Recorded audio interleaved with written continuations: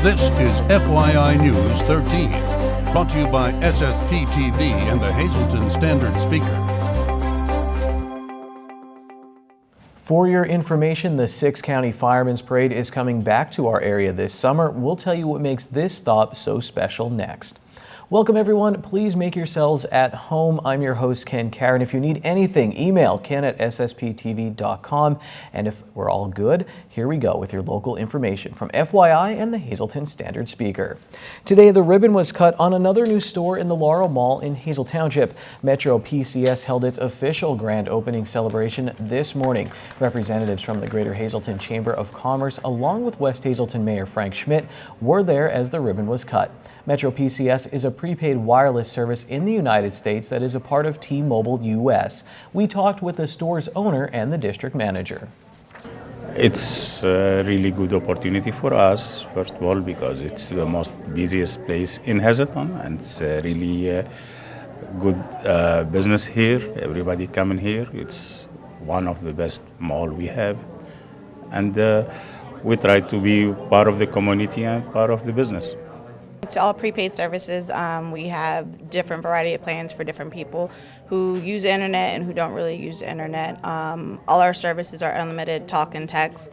We have the $30 plan, $40 plan, $50 plan, and the $60 plan, which is completely unlimited, everything with 8 gigs of hotspot. We cover 96% of the United States, and we have amazing service. Metro PCS has some great specials on cell phone service now through July 6th, so stop in and see them today.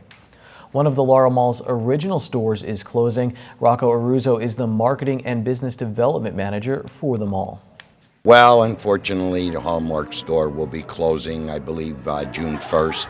They had 17 locations, and all 17 stores will be closing. Today they reopened. They're having their closeout sale. So with all the good things happening at the Laurel Mall, this is one small setback. Tell us about some of the good things that are happening at the Laurel Mall. Well, of course, you know, Lisa, Lexington Realty International on March 16th made the announcement that TJ Maxx was coming, which is another anchor here at the mall. So that's good and exciting. We just signed another lease on something which I won't announce, but we got another lease coming with someone here. So this will be, the Laurel Mall is almost 95% filled. So this will be, with them closing, it'll be only our third vacancy. So I don't think that's too bad, and we're already working on someone to take this location over.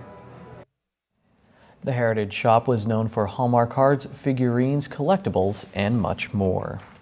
More than 200 new jobs are coming to Schuylkill County. Today, Governor Tom Wolf announced that Hudson's Bay Company, the parent of Saks Fifth Avenue, Lord & Taylor, and Saks Off Fifth, will establish a new facility in Foster Township, Schuylkill County. This will result in 207 new full-time jobs.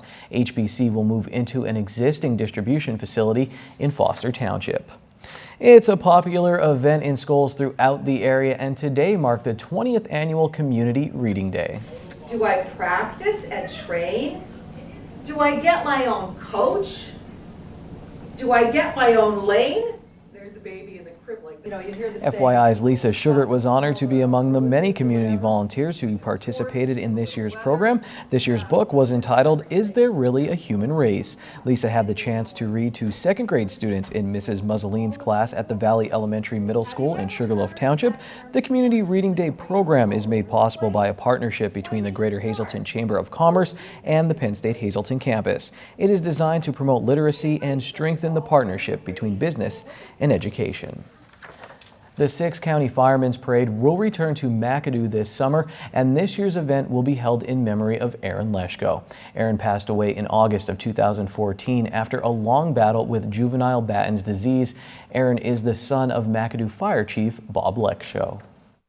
So it was something that he really enjoyed. He loved being around the firehouse, the fire trucks, and especially blowing the siren in my ear. So it was a lot of stuff he enjoyed. So it brings great pleasure to me and my family's heart to be able to be involved with this.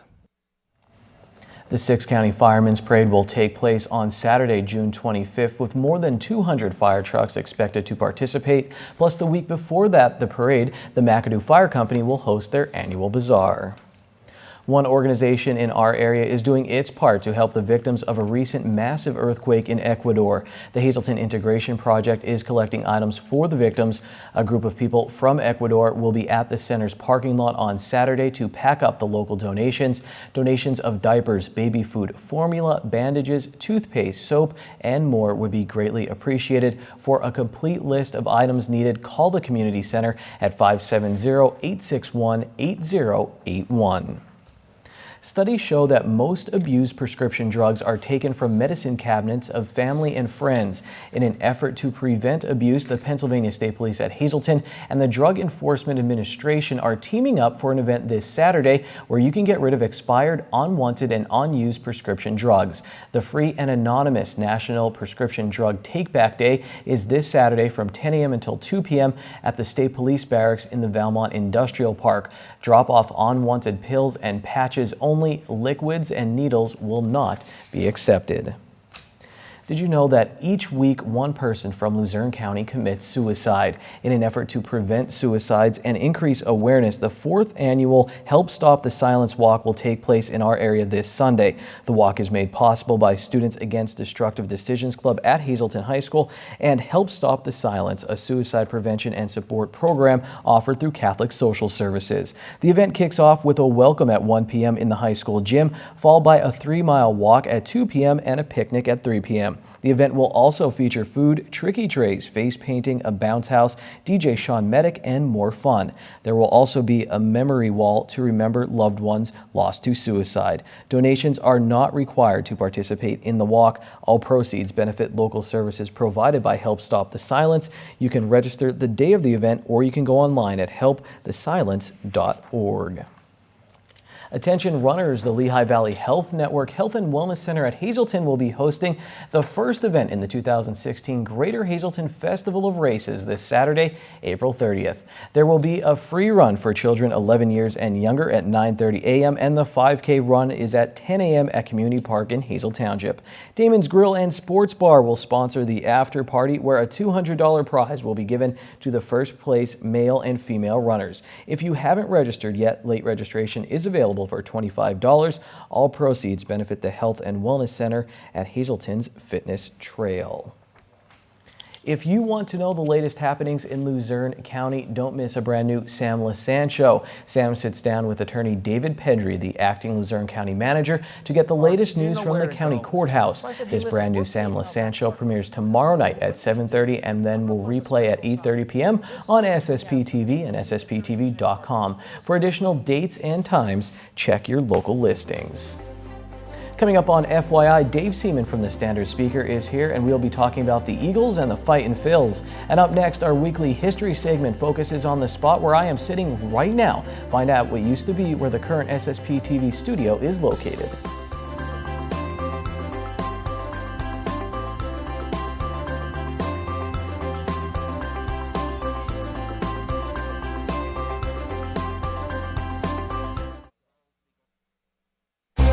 This is FYI News 13, brought to you by SSPTV and the Hazleton Standard Speaker. I'm pleased to welcome back Charles McElwee, who is a board member with the Greater Hazleton Historical Society and Museum, and he's been talking about the historical significance in our area. Today, this location right here, where SSPTV is located at 109 West Broad Street, this also has historical significance. That's right. SSPTV is at the site of the former Pardee Square. This block, which is bounded by Laurel, Church, Broad, and Green, was known as the property of Ariel Pardee, who was Hazleton's founding father. He built a 3-story mansion here right in the middle of the property, of the block, in 1869. Beautiful mansion with spectacular grounds, many of the trees going back to before Hazleton's development as a village at that time. But it was standing and well regarded until its demolition in 1923-24. A lot of the buildings here that are on this block are undergoing or slated for revitalization projects, whether it's the Altamont or the Hazleton National Bank building. But when Pardee Square was developed, it was decided by a voting referendum that was by the residents of the city, and the debate was, do you tear down the mansion or preserve it as a park and use the mansion as a clubhouse, or do you knock it down and which would create commercial development? And by a 2/3 majority in 1923, voters overwhelmingly supported the development of Pardee Square. And from that, you got I call them fraternal twins, the Altamont and Hazleton National Bank building, both built by Philadelphia architects, and the Capitol Theater a few years later, which was in the middle of the block, and the Hazleton Telephone Building and the Masonic Temple. There's a lot of great history here. Is any of this can be found at the Historical Society? Yes, visit our Historical Society Facebook page. We just had a large article on Pardee Square, and you'll find photos rare photos of the property that are archived at Blythewell, which was the mansion of Ario Pardee's son-in-law, which is still maintained in Rhode Island. So visit our page, check those pictures out, and take in the history. All right, so maybe we should change the name of our location here, that we should be SSPTV at Pardee Square. At Pardee Square, marketing. Yes. There you go. All right, thanks, Charles. Always bringing us something interesting to learn about the history of our area. Time now for FYI News 13 weather. Well, I'm proud to be an American, and here's a great shot from the Valley Elementary Middle School in Sugarloaf Township, and I believe their mascot is the Eagles. And now here's your local forecast from the National Weather Service. Tonight, showers likely mainly before 1 a.m. It will be cloudy. Our low will be 40 degrees, and we'll have an east wind from 3 to 6 miles per hour. Here's our 4-day outlook through the weekend. Friday, showers likely mainly after 1 p.m. It will be cloudy, and we'll have a high of 50 degrees. On Friday night, showers likely again mainly before 1 a.m. Mostly cloudy with a low of 38 degrees. On Saturday, we'll have mostly sunny skies with a high near 58 and calm wind. Saturday night, 50% chance of showers, mainly after 2 a.m. Our low will be 39. On Sunday, 60% chance of rain, cloudy with a high near 55. Sunday night, rain is likely cloudy with a low around 44. On Monday, 50% chance of showers, high of 58 degrees. And then on Monday night, down to a 30% chance of showers, mostly cloudy with a low of 42 degrees. Now to the lottery numbers on FYI. Your midday winning Pennsylvania lottery numbers: pick 209, pick 3 285, pick 4 0847, and pick 5 38226. When we come back, Dave Seaman and I have a very serious sports discussion, so check that out. Right now, here's Law Talk.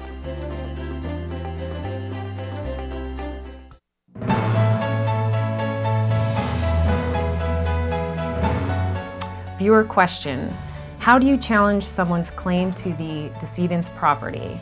Well, that doesn't happen too often, but it does happen. And to the family of the decedent, it's a very important issue. I could just relate to you one particular incident that we had where the decedent had a rather large IRA account with a brokerage firm, and when we contacted that brokerage firm, they said, "Oh no, we're paying this to this other person who was not even a family member." And we said, "Wait a minute, now get us some proof on that the decedent named them the beneficiary on that account." What they provided to us, we didn't think was particularly sustainable. So what we did is we had to file, and in the same situation, you would have to file a petition in the Orphans Court Division. This particular case was here in Luzerne County. We got our witnesses together, including an expert in account management, and we went to a trial. And we had a trial before the Orphans Court judge, who decided that, in fact, we were right, the brokerage house was wrong, and ordered the brokerage house to pay the account to our client, who was the decedent's son. As I said, it doesn't happen too often, but certainly it's an important issue. And if it does happen, you can't just rely on what you are told, particularly if it's something that's odd or different or something you don't agree with. And if you don't agree with, you must ask for documented proof that it was the intent of the decedent to have that account go by beneficiary designation to someone outside the family.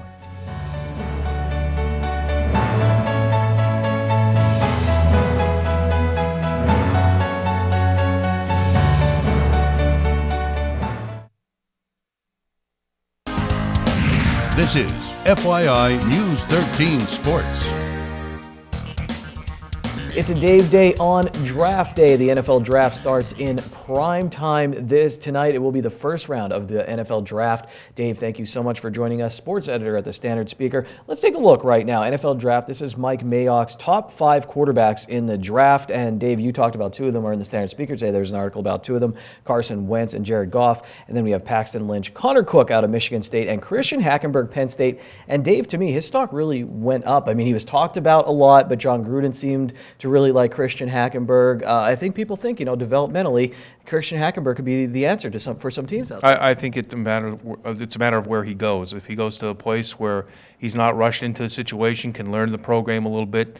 He did have the background, of course, with Bill O'Brien in his first year at Penn State, where they ran a pro-style offense, and he excelled in that. So I think people can use that as a building block for him.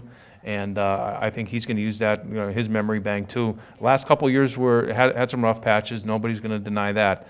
But I think he has the wherewithal to get better and improve. And he has the skill set. So some team's going to be happy when they draft him. Dave, I think so too. We saw the brilliance when he was playing at Penn State, and yeah, it has been rough. And I think one of his former coaches said in an article, you got to realize this kid did learn different systems while he was at Penn State. He is a quick learner, and Christian even said, listen, I tried too hard sometimes. He blamed himself, tried to force things. I just don't get a lot of the Penn State fans maybe not cheering for him or wanting him to excel. I feel like he gave everything for Penn State. Well, let's talk about the Eagles before we move on. They make a few moves. They move up to the number 2 pick in the draft, presumably to get a quarterback, Dave, and chaos in Philadelphia. Some people very unhappy about this. What do you think about those situations? Well, I guess that means that they're not happy with Sam Bradford, and Sam Bradford has expressed in different reports that he wasn't happy with the move, and he had asked to be traded.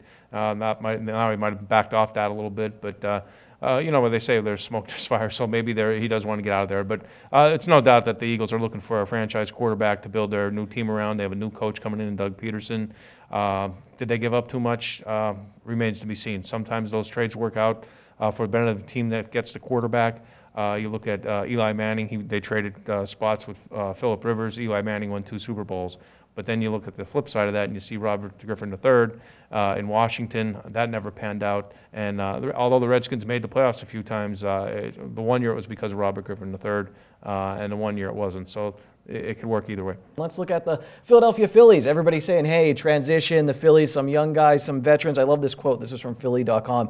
This mishmash of flawed veterans and inexperienced youth without expectations. That's how Matt Gelb described the Phillies. But they're over 500. And hey, if you could see some promise in the future, which you're seeing out of this Philadelphia Phillies group, that's all you can ask for, I feel, as a fan this year. Yeah, because there were no expectations. When there are no expectations, anything you do above that, it's gravy. And I think the Phillies are playing with a carefree attitude right now. Everybody's picking against them, so why not galvanize the team and look to do big things? And big things, what are big things for the Phillies? 500 record. I think that any Philly fan would take that in their wildest dreams.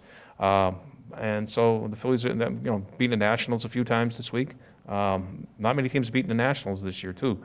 And the Phillies play them a lot more times this year. I'm not saying they're going to beat them all 18 times they play them, but they have some experience beating them. And if it doesn't help them this year, it's going to certainly help them in the future. You have all those games against the Braves who are really, really struggling right now. 2 teams not struggling, the Cubs and the White Sox. And Dave, you said you were just watching a feature with Joe Madden. That was interesting. Yeah, it was. Hannah Storm rode around Chicago with Joe in his Jeep around the city, and he talked about going into Wrigley Field. He showed her the new clubhouse and the new facilities that they have at Wrigley Field. I love to see that for myself. But she gave a good tour, and Joe is typical Joe, talking about what he wants to, how he wants to decorate his office, which isn't complete yet. Talked about wine bottles and snare drum heads and different things. Just typical Joe Madden. It's Joe Madden, what we all know. But gave Hannah Storm a little peek inside the Cubs and Wrigley Field and what makes him tick. And Dave, Lady Cougar softball, they're on a roll right now. Undefeated Wyoming Valley Conference. Only 1 loss on the season. First-year head coach Heather Dale has them rolling, and she had some talent to work with. She certainly, you talk about Celine Podlesny, too. She's been there for a while. Megan Travelpiece has been there for a few years. Mackenzie Uri. Those girls know how to win. They've been in a winning program now throughout their high school career and even beyond that when they play travel ball together. And there's some newcomers coming into the program that have really stepped up and help just keep keep the course. I mean, they've won impressively. They have a combination of good pitching and timely hitting, and that's going to do it in softball most of the time. One established Lady Cougar, Kayla Merkel, throwing the javelin for the Lady Cougar track and field team, just broke her own school record, Dave, and she's very impressive. Definitely. She had a little bit of downtime. She had a great throw early in the season, and then kind of petered out for a while, and that's how javelin works.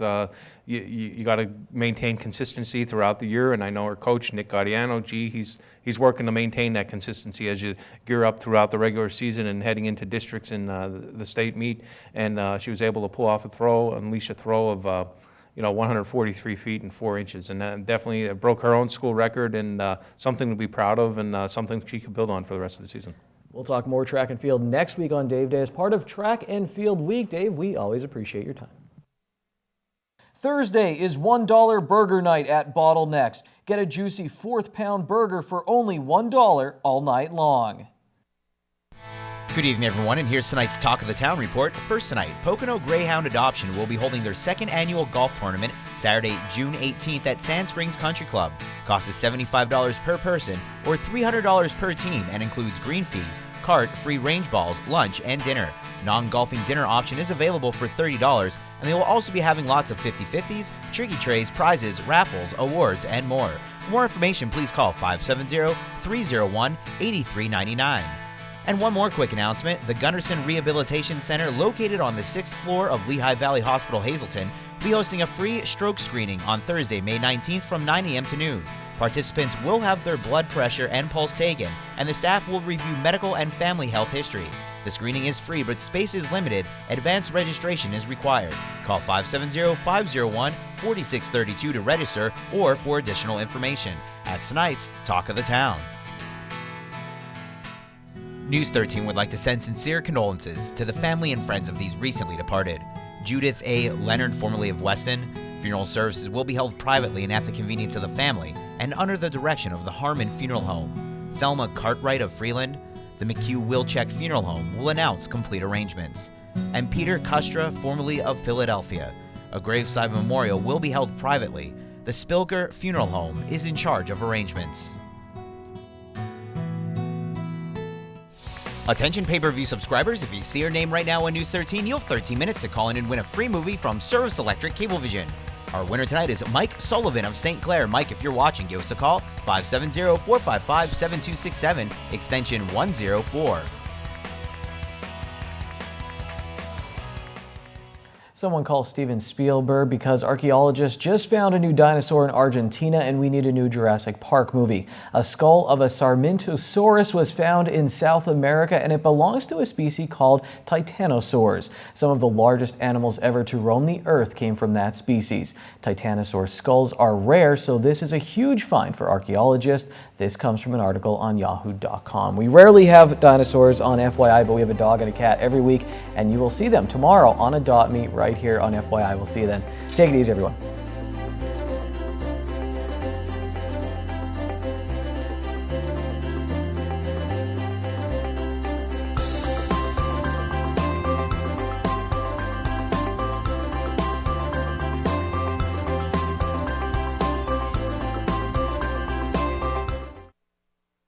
Foot pain plagued me for years. I couldn't play the game I love most. I saw 9 different doctors and no one could help me, but I never gave up hope. I found Dr. Brigido from Coordinated Health. Like me, he never gives up. Now 9 months after surgery, I'm back on the field, thanks to the team I trust at Coordinated Health.